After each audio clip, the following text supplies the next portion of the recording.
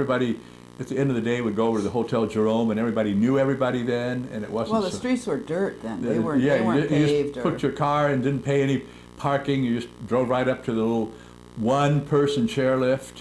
Oh, and Betsy. That's right. Betsy, at the beginning of that Christmas, my aunt and uncle gave. She didn't know how to ski. Gave us ski lessons. But the problem was that the easy area was at the top of the mountain. And Betsy could never get it through her head that she had to get on the chair and go to the top of the mountain to learn how to ski. I thought, what are they doing to me? They're taking me to the top and they're just going to turn me loose. And my aunt and uncle gave us a 1-hour private, and the guy taught us to do snowplow and a snowplow turn. Mm-hmm. And we were up high up, and it's always steep down below. But we made it. And then, you know, and then there was and then after I left, my uncle had a construction company, and he built a factory for Ford. He got the 5th Thunderbird that ever came off the line. And Betsy was learning how to drive. And one day, it was 27 miles from Carbondale down to Aspen. And one day my uncle asked her to drive him down to the airport and bring the car back. But of course he drove down to the airport. But they got onto the airport, and Betsy, who was not very experienced in driving, almost drove his Thunderbird into his plane. Which would have been forward or reverse, one of those. Yeah. Another time, my uncle traded $10,000, which today would be a lot more money, worth of hay for a quarter horse. And we all went horseback riding, and that was the only horse for Betsy. And we went through a couple of people's ranches, and we got over on a road, and there were several of us, and a car came by on the road, and Betsy kept stopping the horse, but she kept just reining him in. You go ahead and tell what happened. Well, I was reining him in, and I didn't know how well trained he was, and I didn't know that he knew how to back up. So when I reined him in, he backed up, and of course he backed up into the car that was going past. With a big, we were afraid his. Oh, it was. I was really. Leg had been broken on this $10,000. We stayed up all night with him, and he was fine. Thank goodness. And then I guess my dates get a little bit mixed up, but my friend George Krosky and I drove 4 bicycles out, and you were already out in Aspen. And you had the gas leak. And remember? they had a gas leak all across the state of Kansas all night, where the gas was draining out of the tank. Man finally showed them in one of the gas stations. He said, "Well, we'll get some bubble gum." And they got a bunch of bubble gum, and they all chewed it. And then they went under the tank, and they put a screw with bubble gum in all the little leaks, and it held it. It held, and then it came out to But we entered. the ranch. We entered the what's called Potato Days in Carbondale, which was like the rodeo. And I entered the barrel riding contest, and on this Slicker, the horse that I always used to ride, because I had spent one summer working on the ranch, and I'd gotten a lot of horseback riding. And we got to all march in the Grand Parade on horseback, you know, and it was a delightful area, you know. Carbondale, it's all been built up now. It's including the ranch. The ranch is condominiums now. The ranch is all condominiums and golf courses and so forth. So then I was off to the Army, and I think I've told the tales about getting a 3-day pass by turning in $10 that I was overpaid. Didn't I tell you that story before? When I was in the second 8 weeks, they overpaid me $10. I don't think I remember that. And I said, I'm going to take the $10 back. And all these other guys from the Ozarks said, you're crazy to give them the $10 back. And I went back and I said, you know, recruit E1 Quinn reporting, sir. And the sergeant started yelling at me and said, what the heck do you want here? I said, well, I was overpaid $10. And the lieutenant said, that's where that $10 is. Take that man off all duty rosters and give him a 3-day pass. And so I was able to go out and meet Betsy in Kansas City and get her away from those guys in Aspen for a weekend. Meet Betsy in Kansas City, which, and then I got transferred to sent to Ludwigsburg, Germany, and she is still in Aspen. And while I was there, I heard about a chance to be a lifeguard in Garmisch or Berchtesgaden or Temse, and a lifeguard training a competition down at Bad Tolz, south of Munich. And I did that for 2 weeks, and there were 40 of us, and it was very competitive. And the 2 Red Cross life instructors said that the top 10 people would get a job, and the other 30 people would go back to their units. But I had swam in high school, and I really, really worked. If he said swam a half a mile, I swam a mile.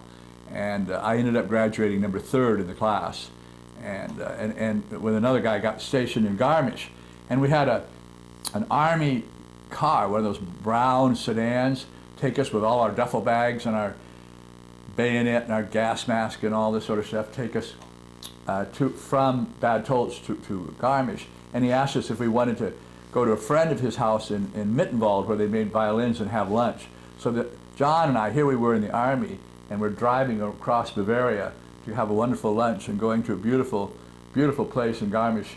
And then Betsy came from Aspen to Garmisch, I mean, which is like the Aspen of Germany, right under the highest mountain in Germany. And we got a little apartment that only had we had a little electric hot pads. hot plate. Yeah. You came to live. You didn't come to visit. I came to live. We were married. You were married, of course. I enlisted in Europe for Europe because we always had wanted to get to Europe. Remember, right. Our teachers So wouldn't let us go, there. so we finally got there with Right. courtesy of the United States Army. Right. And that 5 months that we had in Garmisch, where I was a lifeguard, and we got to know all these Germans and all these Nazis and everybody. And we went to Italy, to Verona. We went to the Monza, to the Italian Grand Prix. We went skiing up, in Stilsoyak, and In Italy, huh? in Italy. And we went to Neuschwanstein. We used to take people to Neuschwanstein. And We would go in the evening when Kent was finished with work. We would go either down into Italy or down into Austria for the night for spaghetti or for I bought a schnitzel. VW for $200. One with the two little windows in the back and the thing, Right. which are The worth a lot little of money flags now. that go Had up the on the flags sides. for the turning. And John, who was the other lifeguard, and I, the day I bought it, we got off work at 5 and we said, well, let's go to Innsbruck, which was about an hour away. And then we saw the sign, Brenner Pass. So we said, well, might as well go over Brenner Pass. But the bridges weren't in there. You had to go way down and way up. But we ended up in Italy, and it was June. And so we were in Italy, and we got some wine, and we wrote postcards back home saying, after work today, we dropped through Austria into Italy, and they're sending back these postcards. And then Betsy was coming over, and I had the sports director was a very nice Hungarian guy, Janos Kranz, and I asked if I could get a 3-day pass, and I had this wild idea that I would fly to London from Paris and go to Plymouth and meet her, surprise her on the boat, coming across, instead of meeting her in Le Havre. And Janos, who was a very, very sophisticated guy, said, well, we'll see who surprises who on that boat. And sure enough, I flew on I took the train to Paris, and I flew on an Air France Constellation to London. This is in 1961. And then I took this old train, everybody knew Agatha Christie, and people said, take your seats for tea, take your seats for tea. And I said, what is the man saying? He said, take your seats for tea in the dining room. And I got out to Plymouth, and I spent the night there. And tell about when you came in the waiting room there. Oh, I was really cold. I didn't have enough money for a cheap hotel room. Wouldn't wake me up because the boat went out at 5 a.m. The lighter went out to the main The lighter went ship. out to the main ship at 5 a.m. So there was a customs office, and I was cold. I was sitting outside. I was really cold in Plymouth, and I saw that they had a gas fire inside. And I went in. I said, "Could I spend the night here?" And he said, better, I can go over and open up the waiting room, and I'll turn on the gas heater. And he took off a big portrait of Queen Elizabeth. And then 2 very pretty French girls came in who'd been au pair, and I started talking to them. Then we got on the boat to go out, beautiful sunny morning with the cliffs of Plymouth. And sure enough, Betsy was waving goodbye to a guy getting off in England. Just like Jana said, who would surprise who? Yeah, a side story there. Oh, just a guy. Just a guy she'd known for the 10 days on the boat, on the Liberté. She'd also taken the Liberté from New York and had a big party from people from Park. Oh. And why don't you tell the sad story about your real father, Betsy? No, that was such a frustrating story. It was my first time going to Europe, and I'm going by ship, and it's very exciting. And a bunch of our friends in New York arranged to have a party the night before. So I can't even remember all the people who were there at this point, but we had a wonderful time, which meant that in the morning I was a little bit late getting to the boat, and I think the sailing was like 10:30 or something like that, and I think I got there a little before 10, and I went down to my cabin, and my real father was there. I didn't know that he knew that I was going, that he knew about the boat or anything, and he had never told me he was coming, and he'd been waiting for me all morning. So I just got there and had just barely gotten over the shock of us being there, and we started talking when they said, all ashore who are going ashore, and he had to leave. So I felt really bad about that. Except that I got very excited shortly after because we were sailing and it was just so fun. But there were four women in my cabin, and one of them, this woman who was Russian, was in her cot already, in her bed, and she was seasick, and the boat hadn't budged. It had not moved at all. And she was seasick the whole way, so I never spent any time in the cabin because I just couldn't take it, and there wasn't any way I could help her, and I was trying to keep myself from having problems, which I don't usually get seasick, but she was just, it was terrible for her. But I met Betsy on the ship, and we crossed from Plymouth to Le Havre, and then we took the boat train into Paris. And there were no hotel rooms because John Kennedy and Jackie Kennedy were in Paris for the first time that night. And our taxi driver took us to about 40 hotels before we found a single bed, which we joined. And then the next day we had a big fight because I wanted to take Betsy to see Paris that I knew because I had been to Paris many times before. And she wanted to see the Paris that she wanted to see, so we had our first. So which Paris did you know, Kent, and which Paris did you know? Well, I remember, as I said before, I'd been there with my mother for a whole year back in 49, and I'd also been in Paris off and on with my stepfather and my mother when my stepfather was in the Army, so I had known Paris pretty well. But Betsy doesn't like being led around and told what to do. I'm headstrong. I've heard people say that I'm stubborn. That's right. I've heard it said. A woman stubborn? It's not possible. We got to the Louvre just as it was closing Yeah. and looked at the Winged Victory. And then we got on the train that night with the couchettes where you only pay about $3 or $4 and you get a pillow and a blanket. And we took the night train to Munich. And then we picked up our car and drove down to Garmisch. And I think I'd already found a place to stay. But then, we can end maybe this morning. I don't know whether you want, I think it's better if you tell the stories about the water skiing. Water skiing. Janos and the water skiing. Janos and the water skiing. It's one of Ken's favorite stories. I'm not sure it's one of mine, but it is funny. They could water ski. The guys who worked there, Kent and John, could water ski with the water ski boat every morning before all the guests came out. There's this beautiful lake at the foot of the Eibsee, and guests from the Army stayed there, and they're also their guests. So they got to water ski every morning, and they loved it. And I was hoping to escape all of that, so I just kind of make myself smaller and hope that nobody would drag me out to water ski because I really didn't want to do it. So it was one day we were sitting, I guess it was a Saturday, and the beach was really full of people, and Janos came up to us and he said to me, "Wouldn't you like to go water skiing?" And I said, I'll teach you. He said, "I'll teach you." I said, "No, that's okay. There's way too many people. I thank you, but no, I really don't want to do it." And so he said, "Well, fine. How about Monday? There won't be so many people." And I said, mumbled something, hoping he would think that that was a no. And I forgot about it. So the weekend passed, and Monday arrived, and it was a quiet day at the beach, not many people there. And I always sort of sat with Kent and John, and we sort of chatted away the day while they were watching for possible life-saving opportunities, of which there were very few. And suddenly up came Janos behind us. And 5 o'clock. About 4 o'clock in the afternoon, and we hear this voice, and he says, "Today is Monday." And I went, "Oh God, I can't escape it now." So I had to go off and have a Obediently obedient. I got up pretty and obedient. followed Janos to the water ski dock.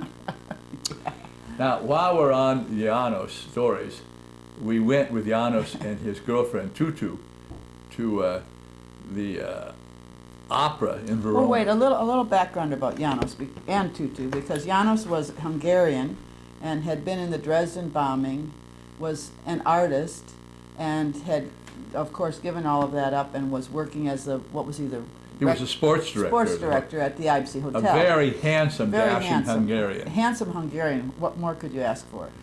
And Tutu was this.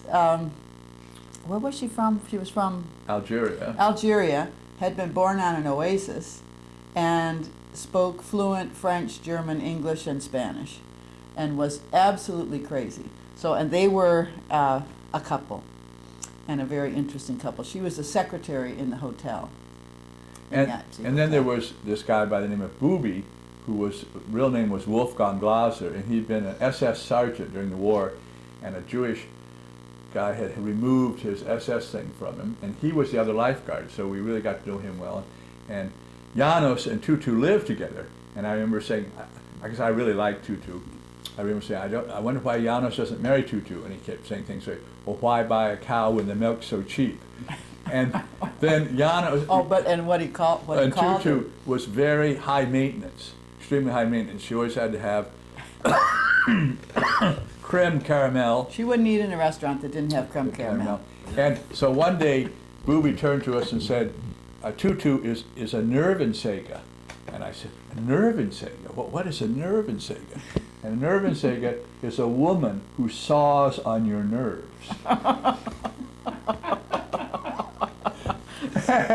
So we went in Janos's car. He had a newer VW. We went in Janos's car to Verona, but we stopped on Lake Garda and went water skiing all day, which kind of made me very sleepy. And the opera didn't start till 9:30 and went till 2 in the morning. It was Carmen, and but it was wonderful. We had these intermissions where we went out and drank out in the square in Verona. It was so beautiful. I mean, as the opera started, you go into this 10,000 seat amphitheater, stone amphitheater, and everyone's given a candle. And as they play the overture, everyone lights the candle, and it's just, and this, the open to the sky with these 10,000 candles. It's absolutely beautiful. The opera was Carmen. Oh, it was Carmen, yeah. With Franco Corelli. We talked about that in our humanities class. Oh, it's just fantastic. Yeah, we did Carmen. We did Carmen, and we did La Boheme. Those were the two we did. Well, with the help of what's her name? Brokaw. Madame Brokaw, yeah. But what was wonderful in the opera after the overture, as it was going along, Franco Corelli sang this wonderful aria. And most of the Italians had their librettos with them, and they had little lights, and they followed the whole opera. And when he sang this one opera, they went completely nuts. They all stood up, they were screaming, they were applauding. Encore. The encore, and then poor Carmen, she came out and was booed off the stage. They wouldn't let her sing. They wouldn't let anything happen until he came out again and sang the aria again. It was But wonderful. of course, Betsy and I didn't know who Franco Corelli was. It wasn't until 20 years later, here in the garage of this house, that I had the program. And I said, no wonder we really liked Don Jose better than Carmen, because it was Franco Corelli at the height of his career. And that's why they made him do the encore. Oh, that's wonderful. And then that night, Janos said I could drive all the way back. We had to be back at work. And there's Brunio and Brunerio. Brunero and Bolzano. And I took the wrong turn, and I drove us about 90 kilometers up toward Austria. And then before I figured out, we had to turn around and go back. And we got back to Garmisch just at time to go back to work. But also, I guess maybe we could, I always say we get in here, the other lifeguard. Now, we also have to talk about Wolfgang Glaser and Booby and many stories about him. But the other lifeguard, John, was missing female companionship. And finally, a very beautiful blonde showed up on the beach, a German girl, who had a new white Carmen Ghia and was convertible, and was off to Italy for 3 days and invited John to go. And so John went off to Italy with her for 3 days, and then she was studying opera in Munich, and she lived up in Schwabing. And Remember, she had been an ice skater, she'd been an ice skater, but she'd broken her ankle, so she couldn't ice skate anymore. So we would go up to her her apartment in Schwabing, and we'd go out, we'd have wonderful dinners, and we'd drink, and then John would spend the night with her, and Betsy and I would spend the night out on the balcony, and we'd set the alarm for 5 in the morning to get back to the beach, which was about 70 miles back in Garmisch, to be on the beach for 8 o'clock in the morning.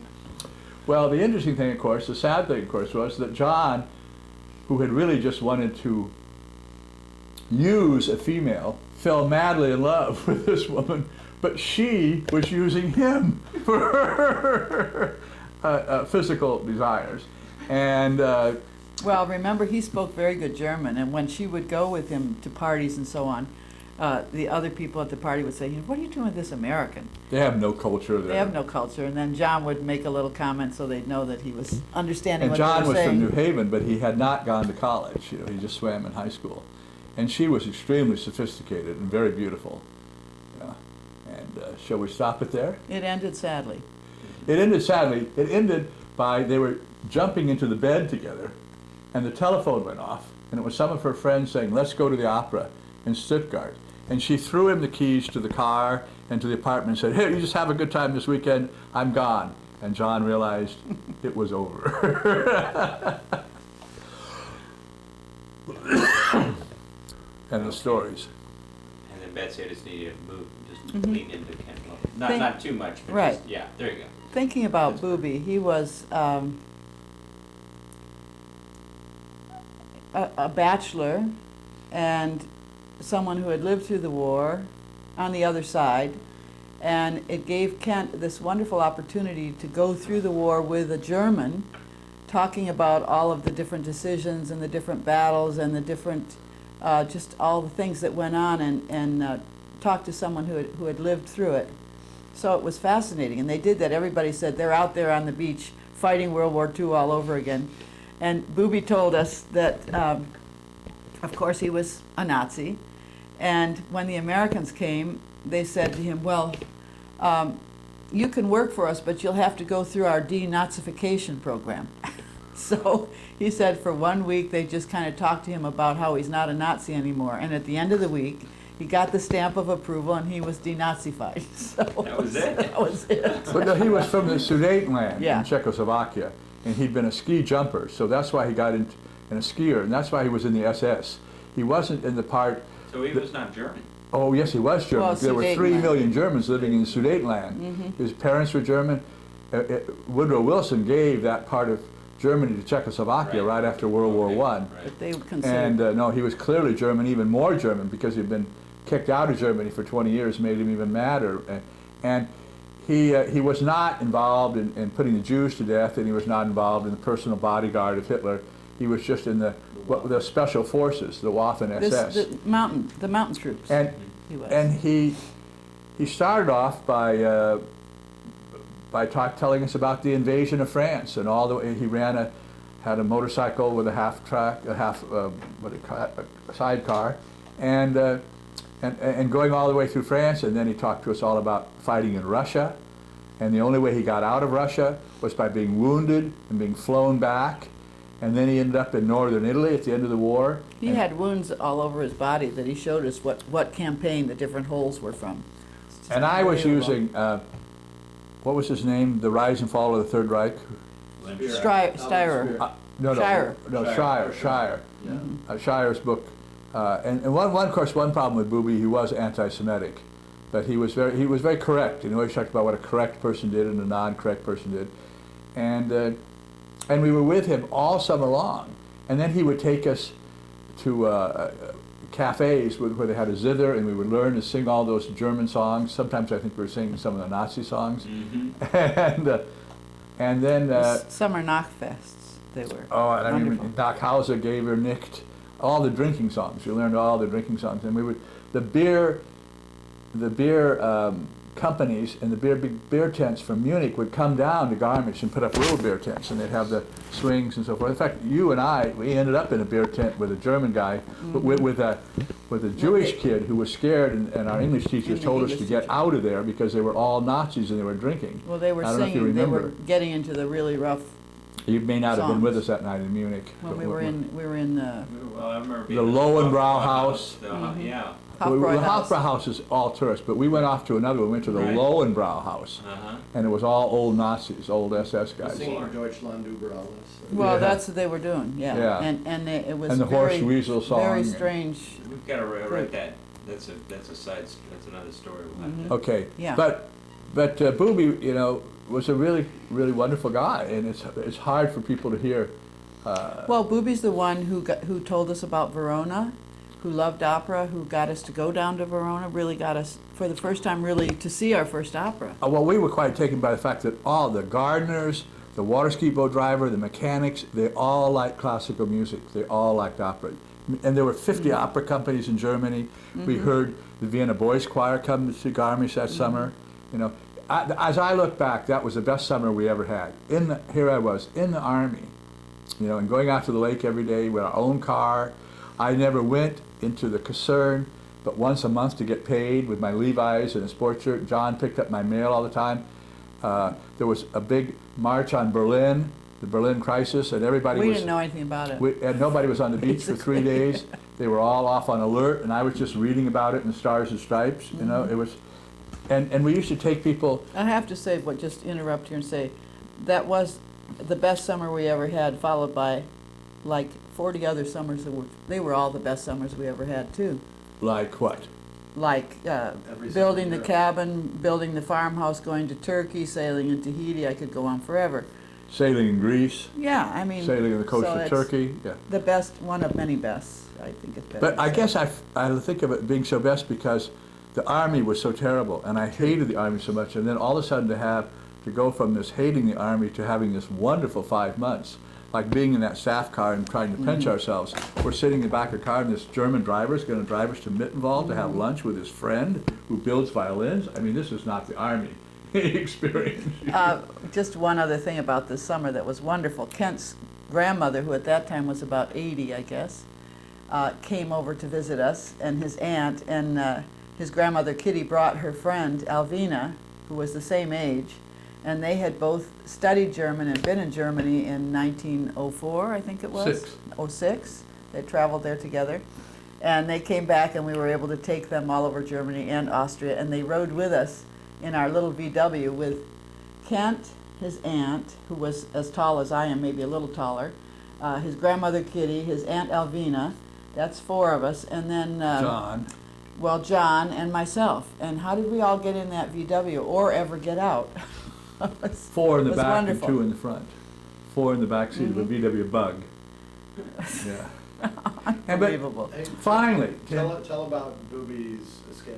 yeah. That finally, the last story was that after the war was over, Booby was in northern Italy, and the Americans had not conquered it, and they knew the war was over, and that he was leading reconnaissance of a SS battalion and across the Brenner Pass, and all of a sudden they decided to get their way back into Germany, and he was in a half-track with about 6 people, and a tree fell in front and a tree fell behind, and Italian partisans, communists, came out and surrounded them, and they put up their arms, and they led them over to a side of a barn for a firing squad, and they were getting ready for the firing squad when, at the last moment, the second in command of the firing squad showed up and recognized Booby's sun goggles, which were fairly unique. And what had happened is that this guy had owned a little mountain inn, and a year or so before, Booby